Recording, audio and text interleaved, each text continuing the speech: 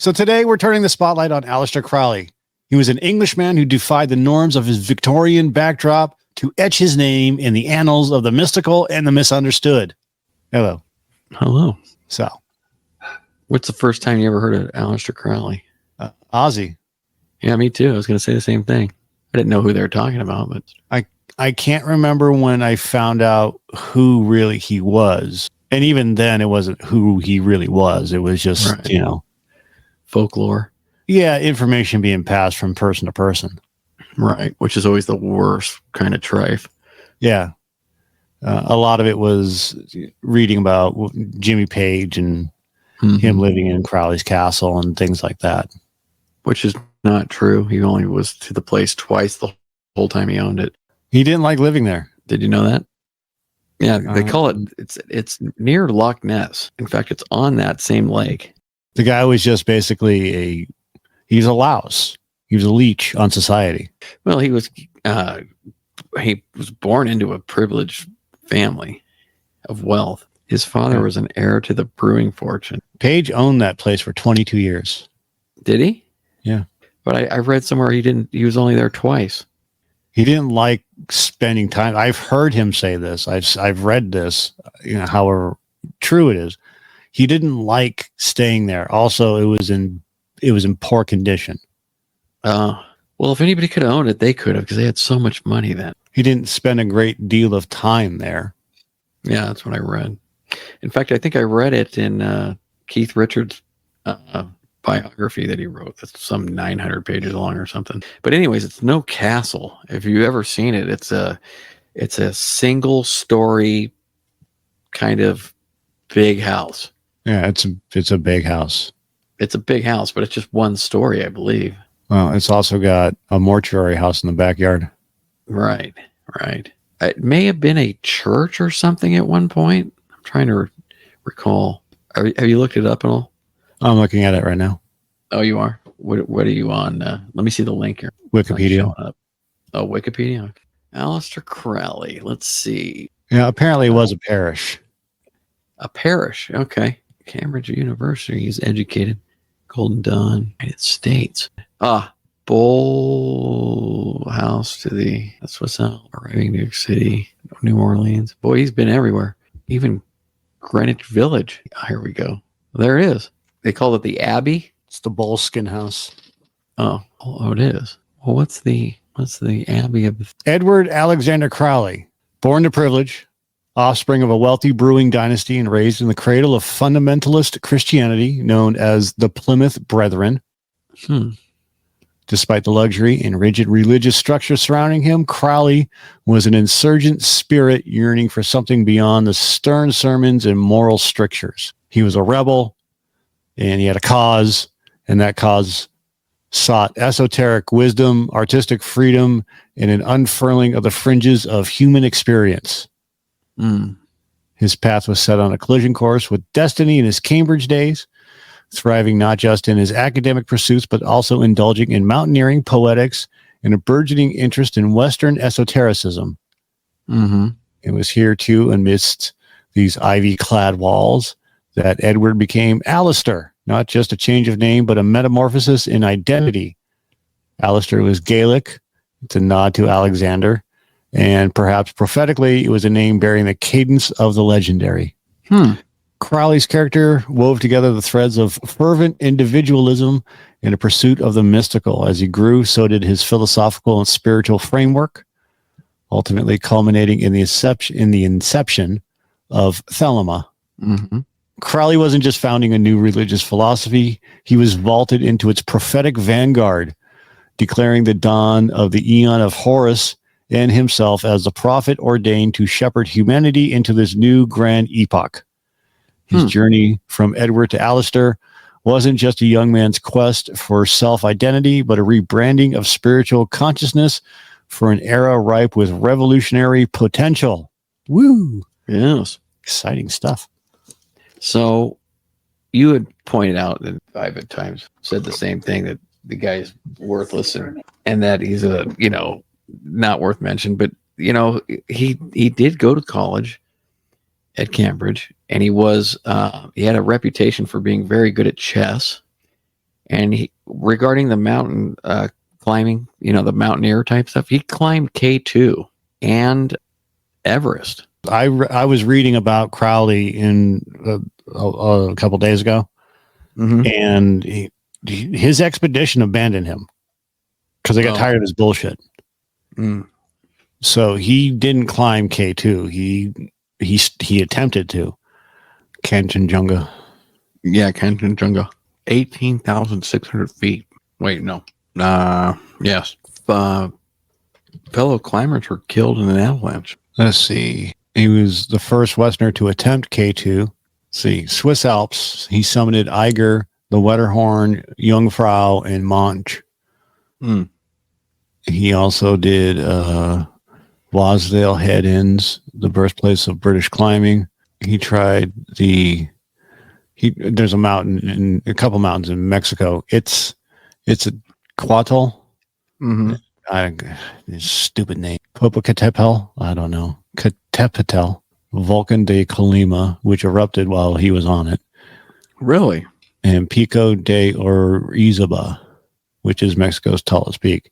There's no doubt about it. I mean, the guy was obviously hell-bent. Yeah. Here it is. Crowley attempted to do K2 again, but the expedition went poorly because he was arrogant. That's the one you were reading the other day. Yeah, and behaved abominably toward the porters, beating them on several occasions. Beating them? Yep. He got caught in an avalanche at about 21,000 feet. Wow. And then they wanted him removed.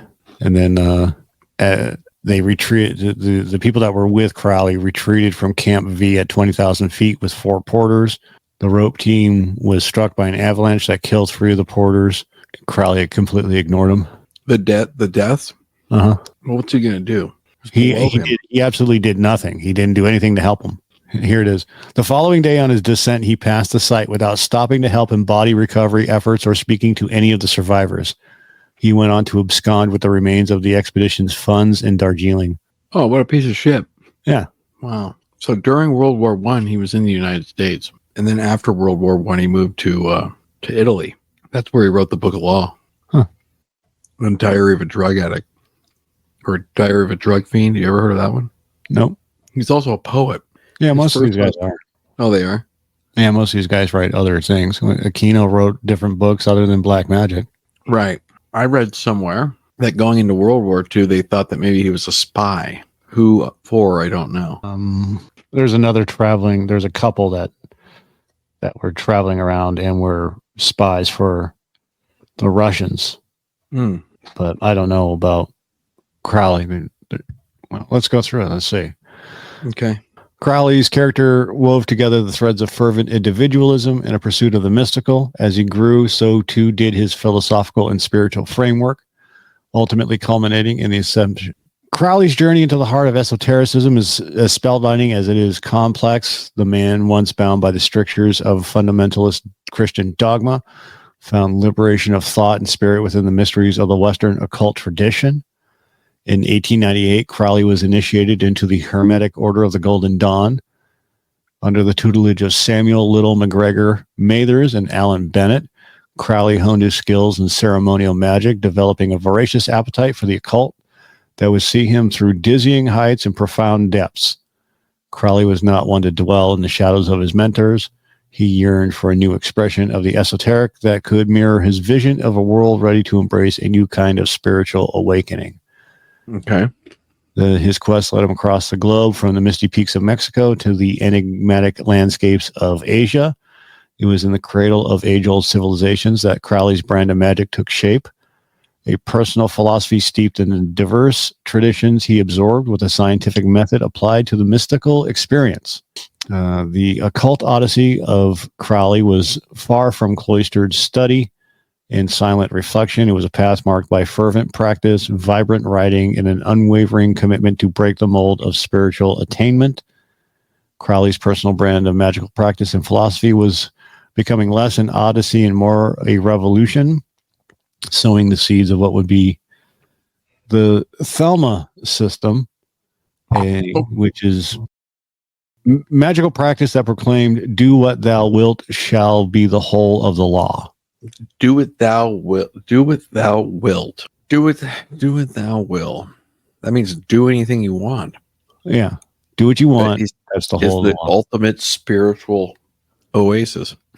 See, in a time where Do whatever you want can be quite a bit of different things, depending on who you are.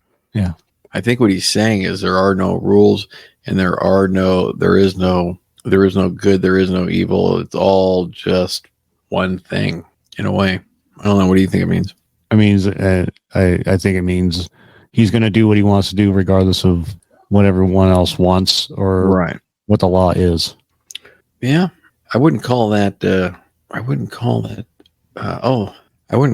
enlightened thinking. Here's the thing. He's depicted largely as a black magic, devil worshipping type of a fellow, but I think it's a misinterpretation. I think he may have dabbled in all different parts of it, but I think for the most part he was trying to find just what you just read, some type of a breakthrough into a new way of magical thinking and existence that maybe hadn't really existed whatsoever or existed in the era that he was alive within. So I don't know. I think Crowley was a fucking piece of shit, and that he wanted to do what he wanted to do regardless of what anybody else told him, and he didn't give a shit about anything other than Crowley. Right. Well, that would fall right under black magic. And when he was a kid and his parents wanted him to do things and he fought back and all this other stuff, and they, when he writes his books, he massages it in terms of, all they wanted to do was push their bullshit on me. Well, you're a kid, and then all of a sudden you don't want to do the things necessary that are going to help you succeed in life. And then when you get into college, that is paid for by daddy, all this shit is paid for by daddy. And then when daddy's money runs out, you leech off of other people and steal their money. Yeah. That's what he did, because he doesn't care. He didn't care. I wonder if there's a good biography on him by anyone. I don't know. Probably not. I see now by looking at the screen on my right that you do have the Boleskine house up. Yeah. And it is big. It's got to be 5,000 square feet? Something like that, yeah. Something like that, yeah. But it's not a castle. I don't know why they say castle. When I imagine a castle, I imagine, a castle. Yeah. It's not even what I imagined what Crowley's house looked like. I always imagined it to be this, like a gigantic, like a castle or some kind with the big tall, whatever things. The towers and the towers and that's just a big, huge manor, basically. Yeah. I mean, I'm counting 1, 2, 3. There's like 6 or 7 chimneys on it, so it's big. Oh, they're calling it a manor on the southeast. Anyways, back to Crowley. I wonder if any of his books, like I admitted to you earlier, I haven't really read any of his books, so I don't know if they're any good or not. I mean, whether he's a piece of shit or not, he may have had some shining moments in there somewhere. I think the only reason why people are interested in Crowley is 90% of it is from Ozzy Osbourne. Well, yeah, I suppose. The guy was a nobody until 2 people talked about him, and 1 wrote a song about him. Yeah. And the first person to really talk about him was Jimmy Page. All right. At least in the modern era. Yeah, I agree with you. He was sensationalized by Ozzy Osbourne for certain. What was that? Diary of a Madman? I guess in a way the album is a concept album, or partly a concept album. He says Diary of a Madman, and then it's got Mr. Crowley on it. Is that correct? Well, I think it does have Crowley on it, but it doesn't. It has him as a werewolf or some garbage. No, you're thinking of Bark at the Moon. No, he's not a werewolf. He's like he's like a fiend. You're talking about Ozzy's album cover? Yeah. Bark at the Moon is the one where he's a werewolf. Isn't that what it's called? Bark at the Moon? Am I making this shit up? Let me see here. Or is that just a song? Bark at the Moon is an album. Oh, it is an album. Okay. I guess he is a fiend. Yeah, he's kind of isn't he in like a laboratory or kind of, or like a not a laboratory, but I don't know. Like a library. Like a library. Yeah. Like a something. Yeah. Yeah. I always thought it was like more of like a Dr. Jekyll, Mr. Hyde kind of a thing. Yeah. Oh, right. Okay. What a shitty name for an album. Bark at the Moon. I forgot that's an album. Was that was a popular album too, wasn't it? Yeah. Yeah, it was. So let's see. That was before. Oh no, that was after Diary of a Madman. So you've got 80. You got Blizzard of Oz and Diary of a Madman are the Randy Rhoads albums, mm-hmm. and then Bark at the Moon was Jakey Lee, I guess, huh? But Diary of a Madman's got the Crowley song on it, which was a big hit, right? Didn't that actually even make it on the radio? I mean, I know it did later, but if you remember back in the 80s, you didn't hear heavy metal on the radio that much. I don't remember hearing it. I don't remember hearing Ozzy. Mostly because you were young and doing other things. Probably, throw on the radio or whatever. You're going to hear your Crazy Train. You're going to hear whatever, but you're not going to hear the deep cuts that they usually play when we're not listening. Yeah, that's true. Well, it took me forever to even understand that when you hear a song on the radio, it's because that's the song they picked off of that album to be the single. Yeah. Or the singles, which maybe you get 2. Sometimes with certain albums that are super pop, I guess you get like up to 4. So anyways, Crowley must have most certainly been a single, right? I don't know if it was a single or not. I wonder why Ozzy wrote the song. I wonder, is that what I said? Why? Yeah. If you want to know, he was inspired by a book about Aleister Crowley, which Osborne had read, and a deck of tarot cards that were found in the studio. Ah, well, there you go. There you go. Yeah, it was released in the U.S. as a single. Oh, there you go.